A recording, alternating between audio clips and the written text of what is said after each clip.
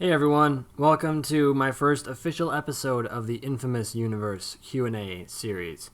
The last episode was just kind of an introduction to show you what we're going to do with this series, but this is going to be the first episode where I actually answer some questions. Now, I didn't answer every single comment in the comment section because some of the comments had similar or even the same questions, so even if I don't feature your specific comment in the video, I still hope I manage to answer your question. Now, with that being said, let's move on to our first question, which comes to us from Erica. She is my friend that I mentioned in the Uncharted 4 rant. She is just absolutely in love with the franchise. Don't ask me why, I have no earthly idea. And by the way, if you want to do this, if you want to leave one comment with multiple questions, you can do that. Just don't spam the comment section. So question number 1, do you think there will be an Infamous Remastered Collection? No. I wish that there would be a remastered collection, but I don't think there's going to be.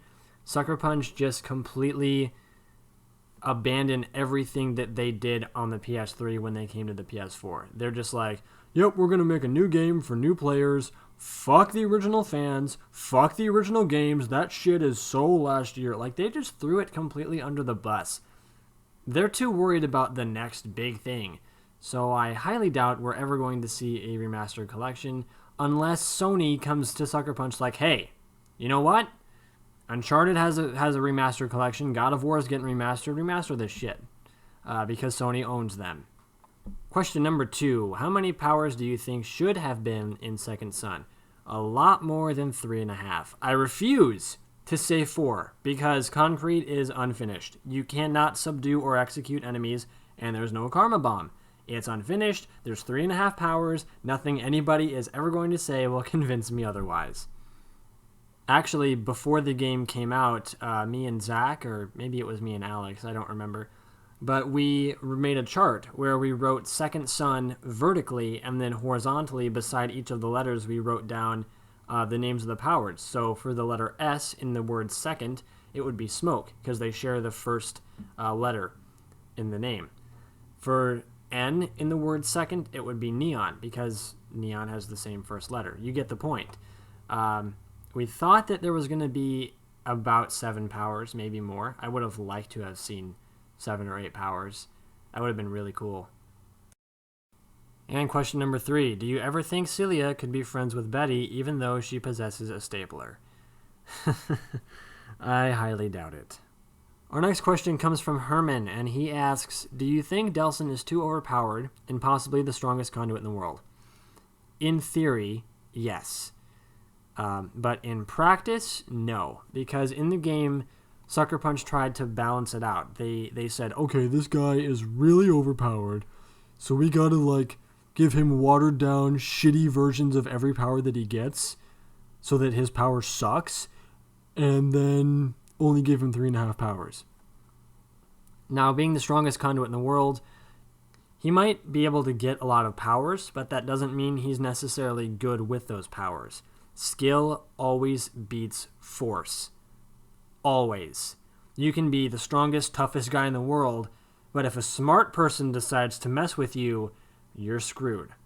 The bigger they are, the harder they fall. And I can guarantee you that if Delsin got in a fight with Cole, no doubt in my mind, Cole would kick his scrawny, arrogant little ass. I guarantee it. Number 2, would you like to see more government conspiracy involved like Infamous 1? Yes, I would. Infamous 1 was amazing. You had all this different conspiracy stuff, and the game made you feel just as confused as Cole was. You know, you get these powers, there's an explosion, what the hell happened? You meet this girl who works for the government, says that her husband's in the city and she'll let you out if you find him. Well, as you're trying to find him, you discover this organization called the First Sons, who made the Ray Sphere, and then you find out that the conduit who was in charge of the First Sons got kicked out by this other guy, and this other guy had this device made, and that device gave you powers, and then you find out that the girl at the beginning of the game is really working for the government, and that she's secretly working with the other conduit who made the ray sphere, and then you find out that conduit is you from the future, and the government is involved in all this secret spy crap, and they're trying to get the ray sphere so they can use it to make super soldiers, and it's just insane! But then we come to Second Son, and it's like, oh, this lady is the head of the DUP. She put rocks in Grandma's legs. That makes me mad. I have powers. Let's go stop her. Really? That's the best you could come up with? Really, Sucker Punch? Jeez! This video is very rapidly going to turn into a Second Son rant. I can just see it right now. Number 3. Would you like to see a hero or villain with no powers, but is extremely good as a human on interacting with conduits? That grammar confused me a little bit. Basically, he's asking if I would like to see a hero or villain with no powers that can go toe-to-toe with a conduit. I like that idea.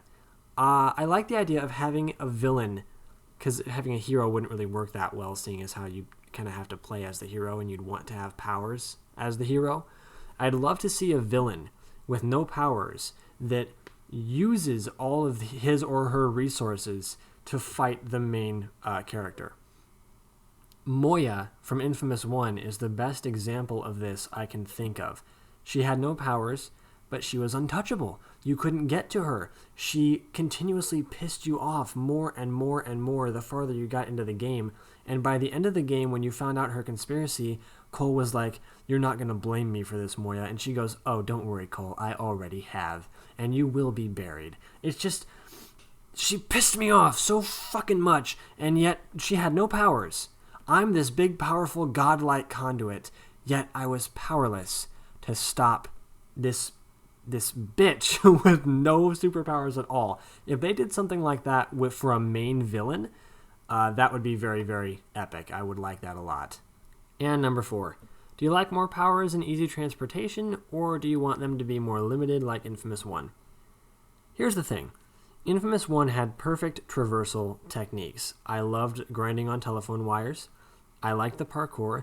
Cole controlled better in inFAMOUS 2. He felt more lightweight and easier to move around in the second game, but in the first game, the traversal itself was very, very good. I liked it a lot. Here's the problem with Second Son.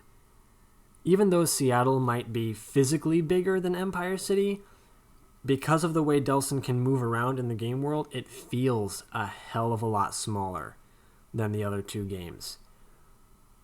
Smoke got you around fairly quickly. It's a slower power, but it still got the job done. Video is pretty fast, very fun to use. It's kind of the fun, wacky power that they threw in there. Concrete sucks. The concrete dash is just miserably terrible. But Neon, I think Neon is the best power in the game. Smoke looks better, but Neon has a little bit of everything. It's got a good main attack. It's got a nice grenade. The rockets are powerful. The thrusters suck. Not even going to lie. The Neon thrusters are terrible. They don't even keep you up in the air. But the Neon Dash is by far the best and quickest way to get around the city. And I feel like because the powers were so overcompensated, that the traversal made the city feel very, very tiny and very confined. And that's a problem. If Sucker Punch could make a game world like GTA 5 or Just Cause 2, if you've played those games, you know how massive the game worlds are. If they had a city that big for the inFAMOUS games, go all out. Neon, video, fuck yeah. Make powers where you can get around super fast and super quickly. But in a city as small as Seattle, no. It's too small for that kind of traversal. That's how I feel about that. So our next question comes from Herb Coswell, and I've already answered most of these questions with the previous question, so I'm going to pick a few out of this one that I haven't already kind of answered. Number 2, do you think there should be a Second Son sequel? Short answer, no. Long answer, if they can do it right. I actually had an idea for a Second Son sequel. I was going to make a separate video about it, but I guess I can go over the basics of my idea. Here's what I don't like about Second Son. Sucker Punch created the DUP, which is this massive government-funded organization that captures and protects conduits. That is their main goal, is protecting conduits. And they just threw the DUP out the window.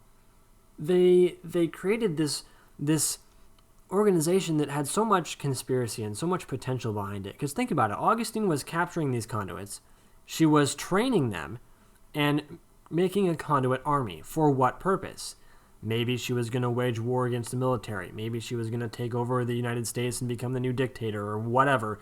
There was an ulterior motive there. And instead of building on that conspiracy, Sucker Punch was like, hey, you know what, guys? Let's just make this massive organization and then have some 24-year-old punk asshole just wipe the whole thing out in 2 weeks. Like, that sounds like a great idea. No. Fuck. No. Now, as for my idea for a Second Son sequel, I wanted to do something with a group of conduits. Maybe a couple of teenagers, like 18, 19, 20 years old, in that age range. And I know I make fun of Delson for being a 24-year-old punk, but that's kind of besides the point. It's his attitude that counts. I wanted to do something with both male and female conduits. You could have a girl who has a very depressing and dark backstory. Her origin was very, very kind of gray and sad. She grew up around, abusive parents. She ran away, lived on the streets. And her power is to control and manipulate darkness or shadows because it fits her backstory. You could have another conduit who can control, glass, wire. You could have a girl who likes to go to raves and parties and she can control music. I just wanted to do like a group of conduits. And you could do something like GTA 5 or Arkham Knight where you could have dual play and play as these conduits and use all of their own powers instead of having watered down versions of their powers like in Second Son. You could play as each one with their own personality and their own prime abilities. And then about halfway through the story, maybe 2/3 of the way through, well, 2/3 is the same as half anyway, so whatever. But somewhere in the story, you would meet Celia from Second Son, and she would come along, and the whole plot of the story would be that the military has instituted martial law, and they're just committing mass genocide of conduits and normal humans. They're just having fun, using people as target practice. They're just fucking having a blast with it, and everyone is oppressed. It's depressing. It's kind of like The Last of Us when you're in the military camp and they're just shooting people that are infected, shooting people just for the hell of it. Everyone's treated like crap, and they're trying to eradicate all the conduits because the military wants the conduits dead. The DUP wanted them safe. Augustine is in prison because we're going off the good ending here. God knows what happened to Delson. I haven't figured out what happened to him yet. Maybe the military captured him because he was too powerful. But this group of conduits is contacted by Celia, and Celia says, hey, you know what? We can stop this. We can fight this oppression. But first, we have to get Augustine out of prison. So they go to this prison, and I have this whole scene choreographed in my head right now. This would be a stealthy mission. You'd go into the prison. You'd use the dual play to, access different aspects of the area. Sorry if I'm stuttering a little bit. I'm just gathering my thoughts as I speak here. You would turn off the security to the prison. The alarms would go off. You'd have these red flashing lights. You'd have a bunch of soldiers running towards this prison door, like this big metal door. And they're just standing there with their guns all pointed at the door, and they're all nervous and they're shaking. The door slowly opens up from the bottom. It comes up, and all you see is this cloud of gray dust. You don't even see anything in the cell.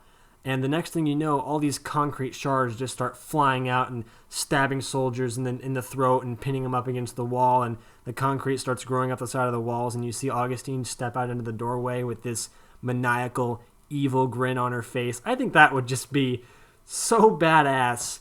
If Sucker Punch did something like that, they might just redeem themselves from Second Son, because that game totally disappointed me. Even though I've made a lot of videos on it, I made that Second Son Turns 1 fan trailer. I like the game. I just don't feel like it's a good continuity to the first two. So if they wanted to do something like my idea for a sequel, I would be more than okay with that. And question number 4, what happened to Quo? As far as we know, she's dead. Spoiler alert. Yeah, she died at the end of Infamous 2 when Cole used the RFI to stop the beast and supposedly killed every conduit on the planet. Of course, we now know this to be false because my good friend Alex came up with a theory that is completely unbreakable. Like, there is no way to prove this theory false at all. At the end of Infamous 2, when Cole was trying to use the RFI and Zeke came over, grabbed the amp, and hit the RFI out of Cole's hands, it permanently broke the device. It broke the power regulator. They even mentioned this in the cutscene. Zeke says, hey, you see this button here? The power regulator is broken. They didn't have enough time to fix it permanently, so they did a quick fix. They charged it up real fast, and because of this power regulator that was broken, it skipped over certain conduits when Cole actually used it. Of course, the conduits that did die were the ones in the epicenter: Cole, Quo, the Beast, any other conduits in the immediate vicinity of New Marais. Now, if Quo, however, is not dead, which would be interesting, that would be pretty cool, actually. I'd be okay with that. During Second Son, on the mission called Quid Pro Quo, I thought she was going to come back because that's the name of the mission, but apparently she didn't, which is kind of disappointing, but whatever works. So that's all I've got time for today. I know there are more comments from the last video that I did not put in this video. Those comments are going to be in episode 2 of the Q&A series, so be sure to come back for that if you want to see those other questions get answered. Make sure to leave more questions in this video. Just anything you have, any question, big or small, smart or dumb. It's not a dumb question, trust me. Just go ahead and ask it, and I'll be glad to answer it for you. Now, before I go, I want to take a moment and talk about my Patreon. And little disclaimer right here, I'm not trying to be annoying with this at all. I'm not going to be like, hey guys, go to my Patreon and give me all your money. Even though that is what I said in my Patreon video that I made. That video only got 35, 40 views. And I want to get the word out that I have a Patreon so people can go look at it, okay? I'm not forcing you to go pay anything. I don't want to take all your money. That video I made was a joke, okay? I'm trying to be funny with that video. None of that is supposed to be taken seriously whatsoever.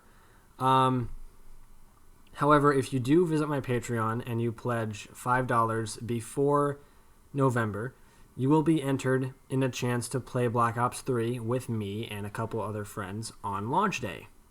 Of course, there are other rewards you can get for different amounts of money that you decide to pay, but that's just basically all I wanted to say. I'm probably going to mention this in some other videos too. I want to get the word out there.